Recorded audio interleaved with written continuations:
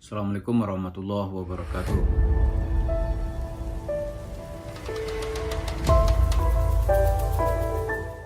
Para pemirsa, salah satu pesan asasi dari ajaran Islam itu adalah menegakkan nilai kejujuran. Meskipun pada waktu tertentu kejujuran itu menjadi barang langka. Jadi misi kenabian pertama itu adalah menolak kebohongan atau memerangi orang-orang yang suka berbohong. Maka ketika ada orang Arab Badui bertanya kepada Rasulullah, "Ya Rasulullah, ajarkan aku tentang Islam, di mana dengan Islam itu aku bisa masuk surga." Kata Rasulullah, "Kamu ucapkan 2 kalimat syahadat, kamu mendirikan salat, terus panjang berpuasa di bulan Ramadan, menunaikan zakat, kamu naik haji kalau kamu mampu. Setelah itu kamu istiqamah." Pada lain waktu ada lagi orang bertanya kepada Rasulullah, "Ya Rasulullah, ajarkan saya 1 kalimat yang membuat saya itu bisa masuk surga." Kata Rasulullah, "Kamu jangan bohong. Jangan kamu jadi pembohong." Jadi jangan berbohong, tidak boleh membohongi diri sendiri, juga tidak boleh membohongi orang lain. Ini sebelum syariat-syariat yang lain disuruh gitu. Orang harus menjadi orang benar. Karena menjadi orang jujur, itulah pesan universal dari ajaran Islam yang bisa diterima oleh masyarakat di mana saja dan kapan saja. Jadi kalau persoalan ibadah mungkin masuk ke persoalan fikih. Persoalan fikih mungkin ada ikhtilaf di antara imam-imam mazhab gitu. Tapi kalau soal kejujuran, soal kebenaran, itu nilai universal. Nggak ada itu ikhtilafnya di situ gitu. Karena itu menjadi Islam artinya Anda harus menjadi orang jujur. Atau kita harus menjadi orang benar dan jujur. Kalau itu bisa kita tegakkan, maka tiang pancang pertama ajaran Islam itu telah sukses untuk kita dirikan. Nah, sekarang dalam bahasan yang lalu kita juga telah mengkaji ini sebenarnya berapa persen ya dalam diri seseorang itu kalau dia berbohong, dia akan terus-terusan berbohong. Nah, sebelum itu kita lihat orang tuh bohong itu kena kepepet atau karena genetik gitu. Para ahli psikologi mencoba mengklasifikasi. Kalau orang karena genetik, wah itu perlu usaha yang sungguh-sungguh untuk bisa keluar sehingga gennya itu bisa berubah. Sebab kalau tidak, gen itu kan diturunkan.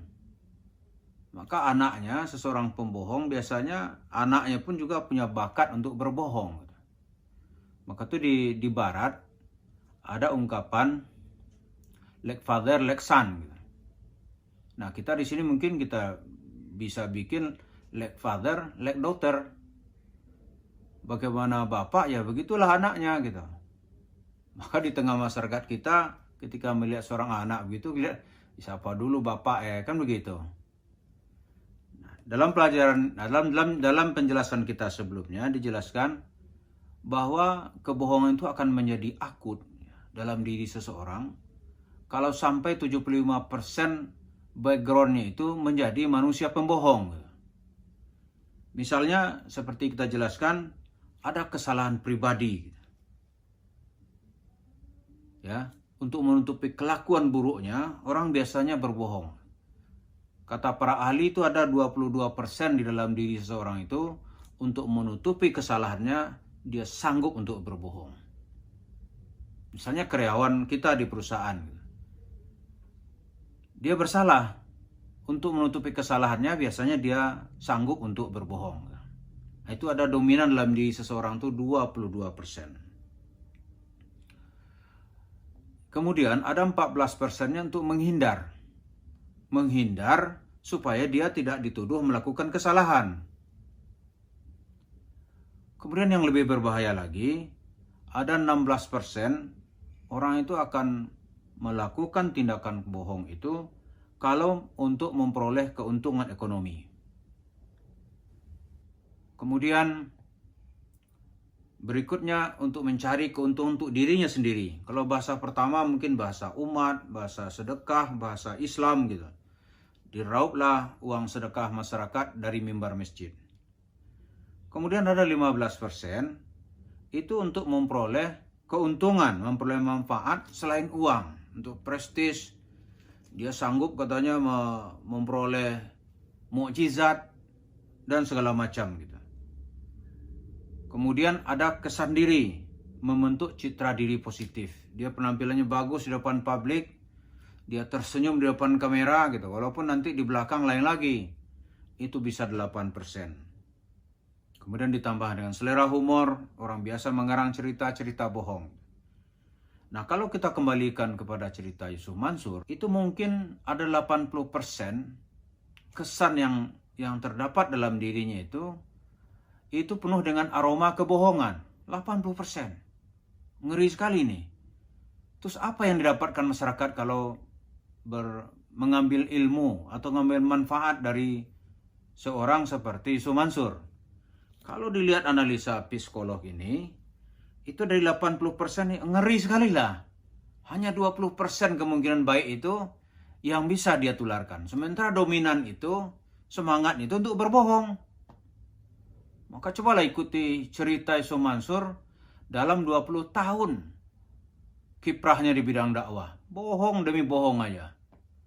Menurut saya dua itu yang dia yakin satu tidak berbohong. Paling tinggi 3 ya. Yang pertama, ketika dia menulis nomor rekening. Kalau Bapak mau sedekah, transfer. Ini nama saya. Misalnya BCA, ini nomornya. Itu saya yakin benar itu. Yang kedua, ketika dia memperkenalkan dirinya, namanya siapa, itu pun namanya sudah dia bohongi gitu. Itu mungkin masih benar gitu. Kemudian nanti di show-show dia tertentu ada pencitraan gitu. Selebih itu kita ayat-ayat yang dia kutip itu dia selewengkan. Tafsir yang dia pakai dia sesatkan. Lalu mendapat apa masyarakat ketika berhadapan dengan seseorang yang bernama Yusuf Mansur? Apa manfaatnya? Ketika cerita rumah tahfiz ya cerita tentu saja benar gitu. Sedekah, ayat sedekahnya benar gitu. Tapi nanti penjabarannya itu yang merugikan masyarakat. Masyarakat sangat dirugikan.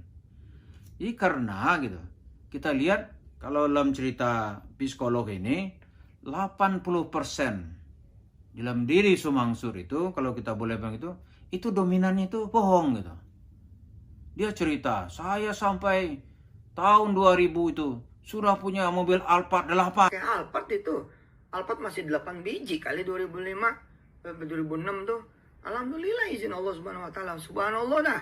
Rezeki mah bukan main dah karena sedekah itu luar biasa. Tapi pada sisi yang lain dia bilang sampai tahun 2007 WC di rumah saya nggak ada. Kan bohong itu.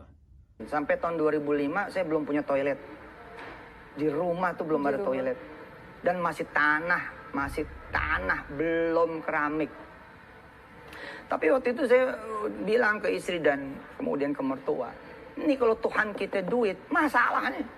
Satu di antara dua pembicaraannya kita kira itu adalah pembicaraan bohong aja.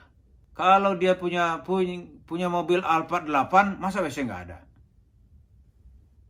Alasan nanti tawaduk gitu. Mengerikan sekali. Atau sebaliknya, sampai 2007, kata istrinya, kita rumah saja masih dikejar-kejar hutang. WC aja belum ada. Tapi masa mobil Alphard sudah 8? Itu juga tidak bisa diterima oleh orang yang berakal sehat. Saya 7 tahun di awal berumah tangga dengan Ustadz, itu kan dikejar-kejar hutang yang namanya teror, dari telepon, ataupun yang datang ke rumah. Saya tahun 2001 itu sudah berfinancial freedom. 2001. Udah nggak ada lagi cerita beli apa aja pakai duit. Jadi saya mencoba menganalisis lebih panjang ya. Ternyata dominan dalam diri Yusuf Mansur itu ya bohong demi bohong aja. Cerita cerita tauhid misalnya. Tidak tauhid yang dia bawa. Cerita rahmat, bukan rahmat. Gitu. Bukan rahmat yang dia bawa, tapi laknat. Gitu. Orang yang mengikutinya dapat laknat. Kalau kau percaya, cobalah pemirsa sekalian mengikuti Yusuf Mansur. Pasti dapat laknat. Yang dapat rahmat itu ya Yusuf Mansur sendiri. Duit dia buang, duit sedekah gurih katanya. Nah sekarang berhadapan dengan kasus demi kasus, malah dia mencoba lari gitu. Lari dari masalah. Jadi dengan demikian kita lihat, berbohong bagi Yusuf Mansur itu pertama mungkin kepepet.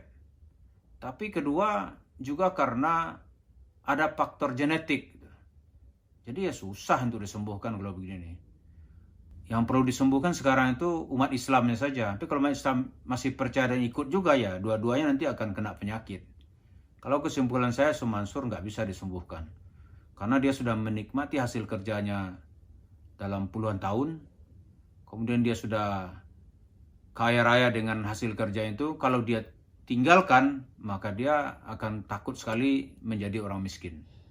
Jadi mari umat Islam aja yang sehat gitu. Supaya tidak terjatuh ke dalam tindakan penipuan yang hari ini cerita-cerita bohong Yusuf Mansur bertebaran di mana-mana. Terima kasih. Assalamualaikum warahmatullahi wabarakatuh.